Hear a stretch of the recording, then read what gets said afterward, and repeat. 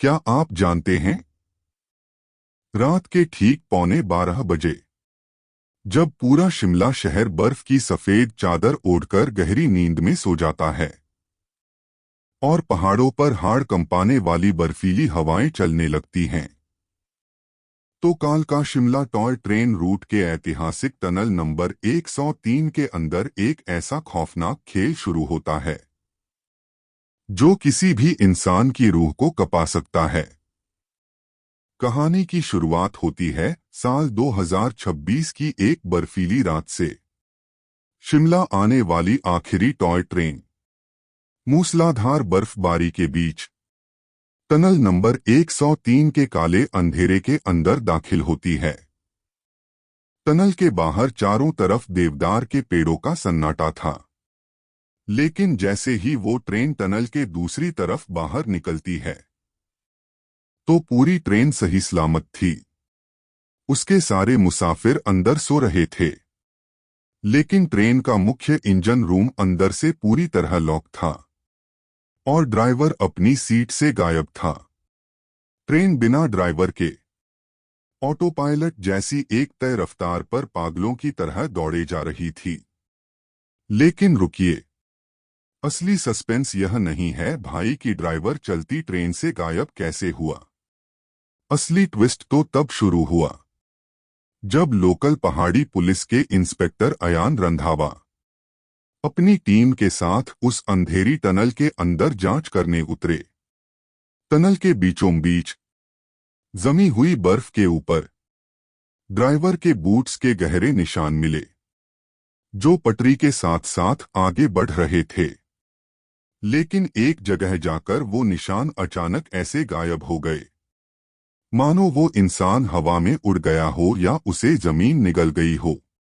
और उसी जगह बर्फ पर पड़ी मिली 100 साल पुरानी पीतल की लालटेन, जो बिना तेल के भी मध्यम हरी रोशनी के साथ जल रही थी।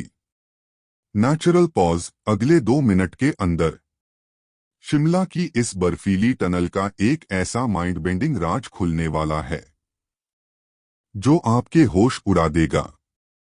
तारीख 23 दिसंबर साल 2026।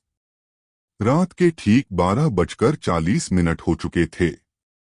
शिमला पुलिस के सीनियर इंस्पेक्टर अयान रंधावा और forensic expert doctor Anjali Mehra अपनी सरकारी जिप से टनल नंबर 103 के एंट्री पॉइंट पर पहुंचे। बाहर डरावना बर्फीला तूफान चल रहा था। हवा की आवाज ऐसी थी जैसे कोई टनल के अंदर से जोर जोर से चीख रहा हो। सुए सुए। चारों तरफ सिर्फ देवदार के पेड़ों के साए थे और टॉर्च की तीखी रोशनी में बर्फ के कण तैर रहे थे। वहां तैनात local railway guard Ram Singh ठंड से कांप रहा था। उसके हाथ में चाय का कुल्हड़ था जो पूरी तरह ठंडा हो चुका था। उसने सहमते हुए कहा, अयान साहब, यह टनल कोई आम जगह नहीं है। ब्रिटिश जमाने के इस ट्रैक पर पिछले 1 हफ्ते से रात को एक रहस्यमयी सिग्नल फ्लैश हो रहा है, जिसे हमारी भाषा में घोस्ट सिग्नल कहते हैं। गायब होने वाले ड्राइवर करण थापा ने कल रात कंट्रोल रूम को रेडियो पर कहा था कि उसे टनल के बीच में एक पुरानी लालटेन लेकर कोई खड़ा दिखाई दे रहा है। और उसके बाद रेडियो पर सिर्फ चीखें थीं। ठीक इसी वक्त जब अयान उस पीतल की लालटेन को हाथ में उठाकर देख ही रहे थे, टनल के गहरे काले स्याह अंधेरे के अंदर से पटरियों पर किसी भारी चीज के घिसटने की आवाज आने लगी। घड़-घड़, चर्र। और तभी अयान के वायरलेस सेट पर एक अज्ञात फ्रीक्वेंसी से कॉल आई। स्पीकर्स से एक भारी हामफती हुई आवाज गूंजी, इंस्पेक्टर अयान, टनल के अंदर मत आना। ड्राइवर करण थापा की सांसें इस टनल के पत्थरों में दफन हो चुकी हैं। और अगर तुमने अपनी जांच बंद नहीं की तो अगली टॉय ट्रेन सीधे खाई में गिरने वाली है। कातिल ने पहाड़ों के सन्नाटे के बीच अपना पहला लाइव चैलेंज भेज दिया था। डॉक्टर अंजलि, तुरंत फॉरेंसिक टीम को बाहर रोकिए और बैकअप लाइट ऑन करवाओ। अयान ने अपनी सर्विस रिवॉल्वर निकाली और उसकी ठंडी ग्रिप को मजबूत किया। टनल के अंदर का तापमान 0 से 5 डिग्री नीचे जा चुका था। कंक्रीट की दीवारों से बर्फ का पानी धीरे धीरे टपक रहा था। टपक, टपक, टपक। ठीक 2 मिनट बाद डॉक्टर अंजलि ने स्कैनर की मदद से बर्फ पर बने उन बूट्स के निशानों की 3D मैपिंग की। उसकी उंगलियां मशीन पर चल रही थीं।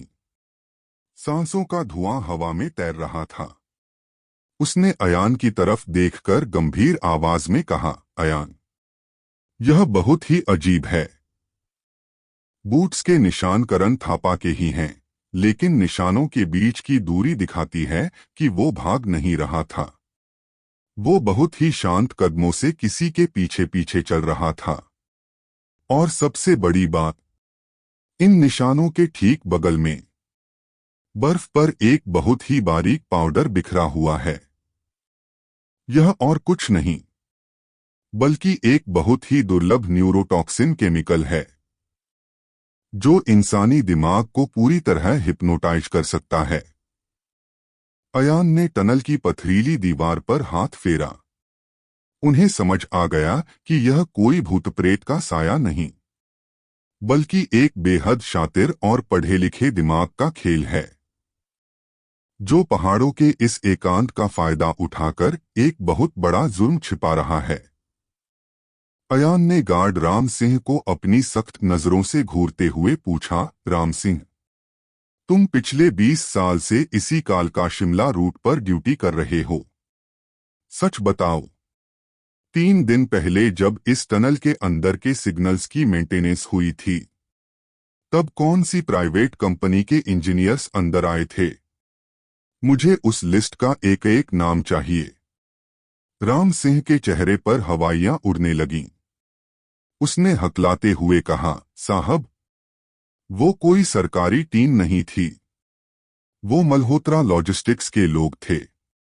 उनका लीडर अंकित मल्होत्रा खुद टनल के अंदर गया था। उसने कहा था कि वो सिग्नल्स की कोडिंग को अपग्रेड कर रहा है। लेकिन साहब, कल रात जब करण थापा की ट्रेन टनल में घुसी, तो अंकित मल्होत्रा की काली गाड़ी टनल के ठीक ऊपर बने पुराने ब्रिटिश बंगले के बाहर खड़ी थी। अंकित मल्होत्रा यानी शिमला का एक नामी बिजनेसमैन, जिसका नाम पहले भी तिब्बत के रास्ते होने वाली एंटीक और कीमती जड़ी बूटियों की स्मगलिंग में आ चुका था। कड़ियां अब आपस में जुड़ने लगी थीं। कातिल सुराग छोड़ रहा था, लेकिन वो सुराग एक नया जाल बुन रहे थे। अगर अंकित मल्होत्रा का हाथ था, तो वो ड्राइवर करण थापा को गायब करके क्या हासिल करना चाहता था? क्या करण ने टनल के अंदर कुछ ऐसा देख लिया था जो उसे नहीं देखना चाहिए था? रात के ठीक 1:30 बज चुके थे। तूफान अब और हिंसक हो चुका था। देवदार के पेड़ों के पत्ते बर्फबारी में सनसनाने लगे थे। अयान और अंजलि अपनी टीम के साथ टनल के ठीक ऊपर पहाड़ी की चोटी पर बने उस 100 साल पुराने वीरान ब्रिटिश बंगले की तरफ बढ़े। बंगले का लोहे का गेट जंग खा चुका था और हवा के झोंकों से बार बार टकरा रहा था। कड़कड़, चर्र। अयान ने अपनी फ्लैशलाइट ऑन की। सफेद तीखी रोशनी ने बंगले के हॉल के सन्नाटे को तोड़ा। चारों तरफ पुरानी पेंटिंग्स और धूल जमी हुई थी। फर्श पर किसी के ताजा बूट्स के निशान थे, जो सीधे बंगले के तहखाने बेसमेंट की तरफ जा रहे थे। अयान ने अंजलि को पीछे रहने का इशारा किया और दबे पांव सीढ़ियों से नीचे उतरने लगे। हर एक कदम के साथ लकड़ी के तख्तों के चरमराने की आवाज गूंज रही थी। कड़, कड़, कड़। जैसे ही वो तहखाने के दरवाजे के पास पहुंचे, अंदर से किसी के वायरलेस सेट पर बात करने की धीमी आवाज आई। अयान ने बिना एक सेकंड गवाए पूरी ताकत से दरवाजे पर पैर मारा। दरवाजा एक जोरदार आवाज के साथ खुल गया। अंदर का नजारा देखकर डॉक्टर अंजलि के होश उड़ गए। उस पुराने तहखाने को एक हाईटेक साइबर कंट्रोल रूम में बदल दिया गया था। बड़े बड़े सर्वर्स लगे थे जिनकी लाल लाइट्स फ्लिकर कर रही थीं, और स्क्रीन पर कालका शिमला रूट की सभी टॉय ट्रेन्स का लाइव जीपीएस ट्रैकिंग डेटा चल रहा था। लेकिन सबसे बड़ा सस्पेंस यह था कि वहां की चेयर पर खुद अंकित मल्होत्रा मरा हुआ पड़ा था। उसकी आंखों से खून बह रहा था और उसके हाथ में एक फटा हुआ रेलवे का पुराना नक्शा था, जिस पर लाल स्याही से टनल नंबर 103 के पास एक बड़ा क्रॉस मार्क बना था। ठीक उसी पल तहखाने की छोटी खिड़की का शीशा टूटा। टन टन टन। बाहर कोहरे के बीच एक और परछाई पहाड़ों की ढलान की तरफ भागती हुई दिखाई दी। उसके बदन पर रेलवे के गार्ड की भारी जैकेट थी। अयान ने खिड़की से बाहर छलांग लगाई और बर्फ पर उसके पीछे दौड़े। लेकिन बर्फीले तूफान और धुंध के जाल में वो परछाई गायब हो गई। फर्श पर सिर्फ एक पीतल का पुराना गियर गिरा मिला, जो किसी बहुत कीमती घड़ी का हिस्सा था। कातिल ने अपने ही पार्टनर अंकित मल्होत्रा को रास्ते से हटा दिया था ताकि राज हमेशा के लिए दफन रहे। अयान, इस मरे हुए अंकित मल्होत्रा के लैपटॉप से एक बहुत बड़ा राज खुला है, डॉक्टर अंजलि ने तहखाने से बाहर आकर चिल्लाया। रात के ठीक 2:30 बज चुके थे। चारों तरफ सिर्फ सफेद कोहरा और देवदार के पेड़ों का काला साया था। पहाड़ों का सन्नाटा अब और डरावना लग रहा था। अयान ने बर्फ पर से वो पीतल का गियर उठाया और उसे अपनी हथेली पर रखकर देखने लगे।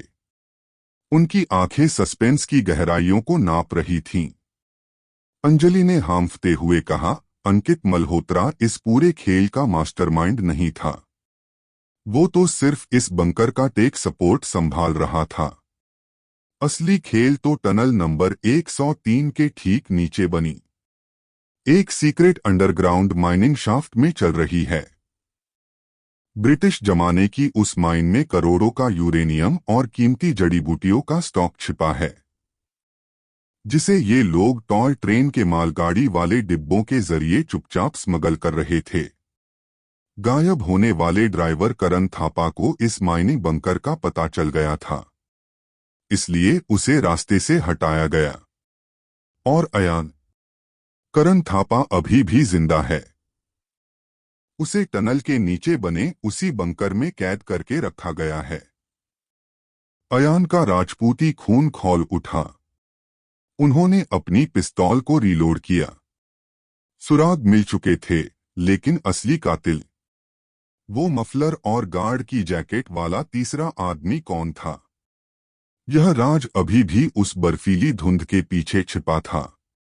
अयान ने कड़क आवाज में कहा, अंजलि, टनल के बीचों बीच जहां बूट्स के निशान खत्म हुए थे, वहां दीवार के पीछे एक सीक्रेट लिफ्ट शाफ्ट है।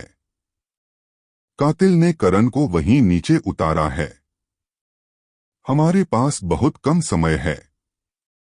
हमें पाताल के उस बंकर में उतरना होगा। ठीक उसी सेकंड अयान के वायरलेस सेट पर दोबारा एक बीप की आवाज आती है। 3 3 और वही भारी आवाज गूंजती है, इंस्पेक्टर अयान, तुम बहुत करीब पहुंच चुके हो। लेकिन तुम्हारी फॉरेंसिक एक्सपर्ट अंजलि के पैर के नीचे जो बर्फ है, जरा उसे देखो। वो कोई बर्फ नहीं, एक लैंडमाइन एक्सप्लेंसिव है। अगर उसने अपना पैर हिलाया तो पूरा पहाड़ दहल जाएगा। रात के ठीक 3:15 हो चुके थे। टनल नंबर 103 के एंट्री पॉइंट पर हवा थम चुकी थी, लेकिन तनाव अपने चरम पर था। अंजलि के दाहिने पैर के नीचे एक पुराना मेटेलिक प्रेशर वाल्व साफ दिख रहा था, जो बर्फ के नीचे छिपाया गया था। अयान ने बहुत ही शांत रहकर अपनी जेब से वो पीतल का गियर निकाला। उन्होंने अंजलि की आंखों में देखा, जिसमें सच्चा डर था। अयान ने बहुत धीमी और इंसानी आवाज में कहा, अंजलि, मुझ पर भरोसा रखो। अपनी आंखें बंद करो और अपनी सांसों को रोको। मैं इस गियर की मदद से इसके प्रेशर पिन को लॉक करने जा रहा हूं। अयान घुटनों के बल बर्फ पर बैठ गए। उनकी उंगलियां बिल्कुल स्थिर थीं।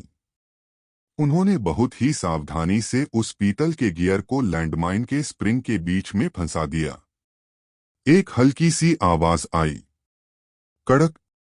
प्रेशर लॉक हो चुका था। अयान ने एक झटके में अंजलि को अपनी तरफ खींचा और दोनों फर्श पर लेट गए। कोई ब्लास्ट नहीं हुआ। कातिल का यह साइकोलॉजिकल ट्रैप भी नाकाम हो चुका था। बिना एक सेकंड गवाए अयान और अंजलि अपनी स्वात टीम के साथ टनल के अंदर पिलर नंबर 103 के पास पहुंचे। उन्होंने दीवार के गुप्त कपाट को धक्का दिया। अंदर एक भारी लोहे की क्रेन लिफ्ट लगी थी जो सीधे पहाड़ के पेट में 500 फीट नीचे जाती थी। नीचे उतरते ही एक बहुत बड़ा अंडरग्राउंड बंकर खुला। चारों तरफ यूरेनियम के बक्से रखे थे और बंकर के बीचों बीच घायल ड्राइवर करण थापा एक लोहे की कुर्सी पर बंधा हुआ था। उसके ठीक सामने खड़ा था वो मफलर वाला तीसरा आदमी। उसके हाथ में एक रिमोट डेटोनेटर था। उसने एक भयानक हंसी हंसते हुए कहा, इंस्पेक्टर अयान, तुम यहां तक तो आ गए, लेकिन तुम भूल गए कि इस माइन का रिमोट मेरे हाथ में है। अगर मैंने बटन दबाया तो काल का शिमला का यह पूरा हेरिटेज ट्रैक मलबे में बदल जाएगा। वो यूरेनियम के पेपर्स मुझे दे दो और चुपचाप यहां से निकल जाओ। अयान ने अपनी पिस्तौल उस पर तान दी। उनकी आवाज में पहाड़ों जैसी सख्ती थी, तुम्हारा खेल खत्म हो चुका है। अंकित मल्होत्रा का फोन रिकॉर्ड हमारे पास है और तुम्हारी यह आवाज सीधे हेडक्वार्टर में लाइव रिकॉर्ड हो रही है। तुम चाहे जो कर लो, आज इस टनल से बाहर नहीं जा पाओगे। ठीक उसी सेकंड डॉक्टर अंजलि ने बंकर के मुख्य पावर ग्रिड के तारों पर एक केमिकल स्प्रे कर दिया, जिससे पूरे बंकर की लाइट्स एक झटके में ट्रिप कर गईं। चारों तरफ अंधेरा छा गया। अंधेरे के बीच एक जोरदार हवाई फायर की आवाज आई। ठाण। अयान ने बिजली की फुर्ती से आगे बढ़कर उस मफलर वाले आदमी को जमीन पर दबोच लिया। धातु की भारी हथकड़ी की कड़क आवाज उस पाताल लोक के बंकर में गूंज उठी। स्वात टीम के जवानों ने पूरे कंसाइनमेंट को सील कर दिया था।